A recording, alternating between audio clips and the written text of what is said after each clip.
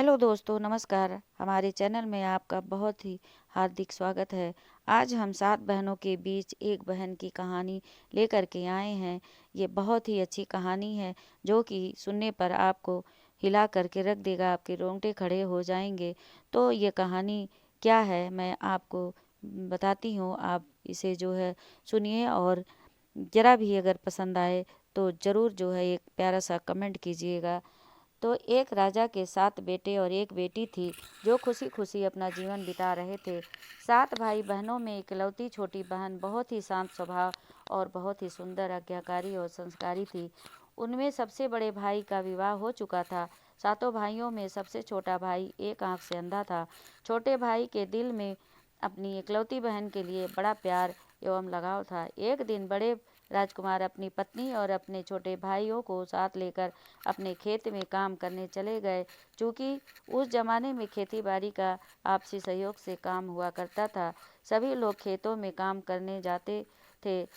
जाने से पहले अपनी छोटी बहन को खाना बनाने का आदेश देकर घर से निकलते थे। सातों राजकुमार की बहन अकेले घर में खुशी खुशी सबके लिए खाना बनाने के लिए जंगल से सरौटी साग को तोड़ कर लाती और बड़े प्यार से सरौटी साग की सब्जी बनाने से पहले फल आदि काटने का औजार से साग को काटने लगती थी। इसी दौरान वह अपनी उंगली को भी काट बैठती है, यानी काटते काटते साग की उंगली कट जाती है और रक्त की एक तेज धार निकलने लगती है, जिससे उसका पूरा हाथ खून से लथापथ हो जाता है। जब राजकुमारी सोचने लगती है कि क्या करूं, अगर घर के दीवार में खून को पोंछती हूँ तो भाई लोग देखेंगे और चिंता करेंगे, और अगर यदि अपने कपड़े में पोंछती हूँ तो भाभी खून लगा कपड़ा देखकर माहवारी समझकर खाना नहीं खाएंगी। राजकुमारी इस डर से सब्जी पकाने वाले छाता साग में सारा खून को पोंछकर खून को बहने से रोकती है। फिर इसी खून से लगे साग को सब्जी बनाती है।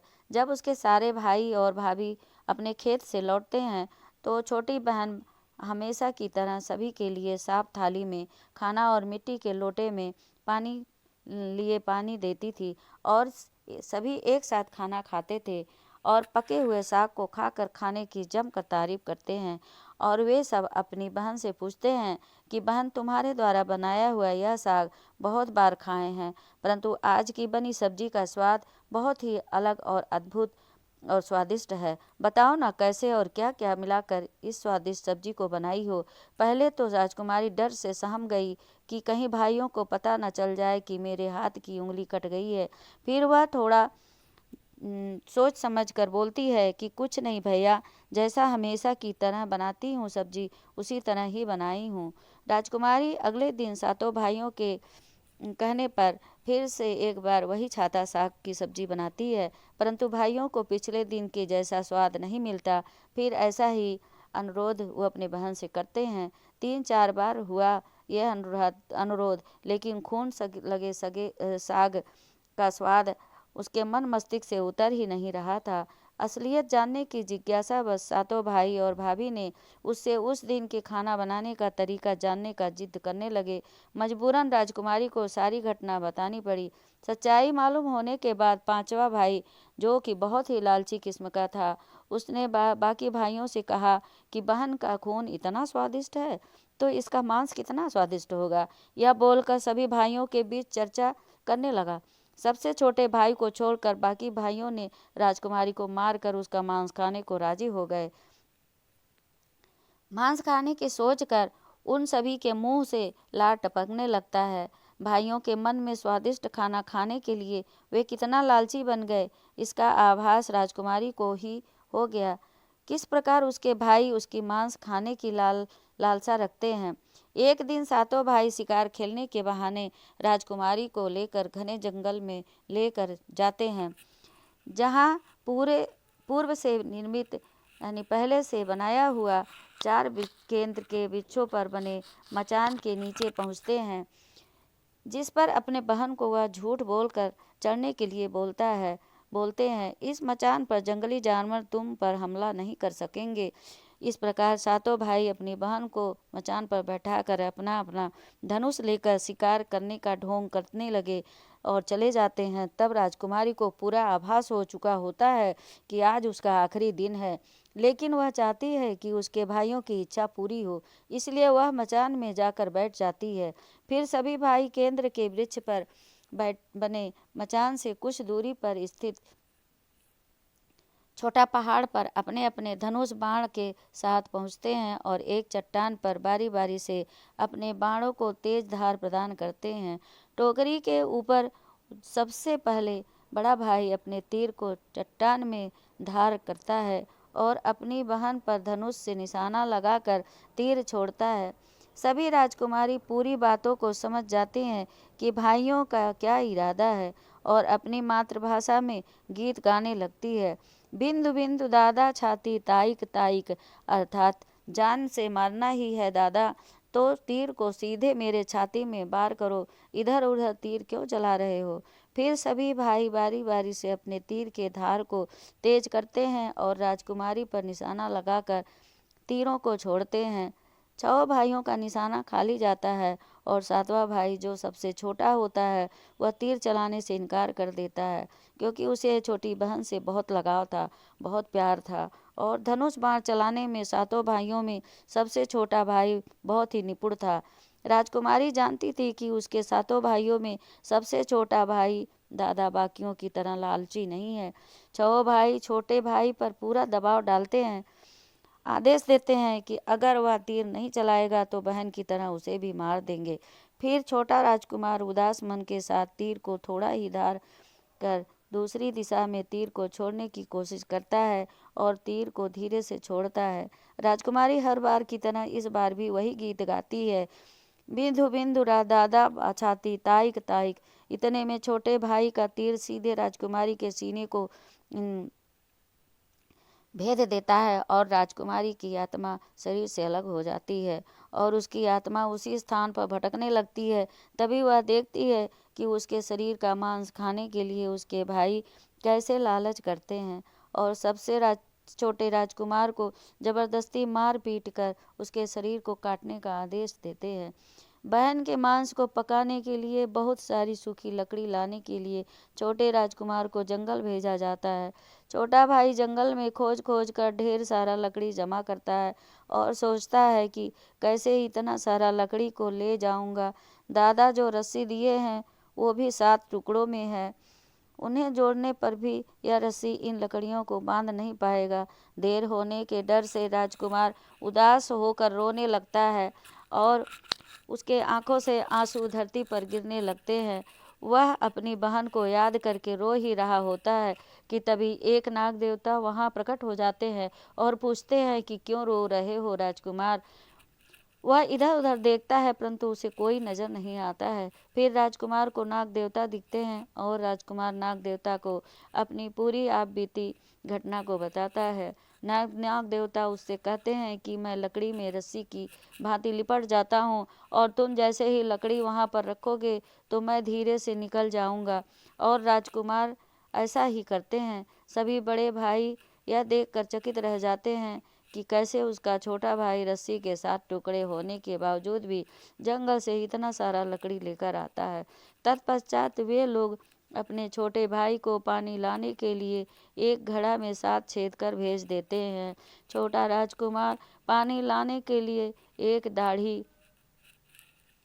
ढांढी छोटा कुआं यानी में जाता है और घड़े में पानी भरता है, परंतु उसमें छेद होने के कारण सारा पानी गिर जाता है और राजकुमार वहीं पर बैठकर सोच सोच कर फिर रोने लगता है कि बिना पानी लिए अगर वापस जाऊंगा तो बड़े भैया लोग मार पीट करेंगे मुझसे। यह सारी घटना को दाढ़ी के मेढक केकड़ा और मछली सुन ही रहे थे कि देख रहे थे कि वे तो तीनों राजकुमार को रोता देख करके बहुत ही भावुक हो गए और पूछने लगे कि क्यों रो रहे हो। फिर राजकुमार उन्हें अपनी आप बीती सारी विपदा को सुनाता है, बताता है और कहता है कि मैं अपनी प्यारी बहन के शरीर का मांस कैसे खा सकता हूँ, नहीं खा पाऊँगा तो बड़े भैया लोग मार पीट करेंगे।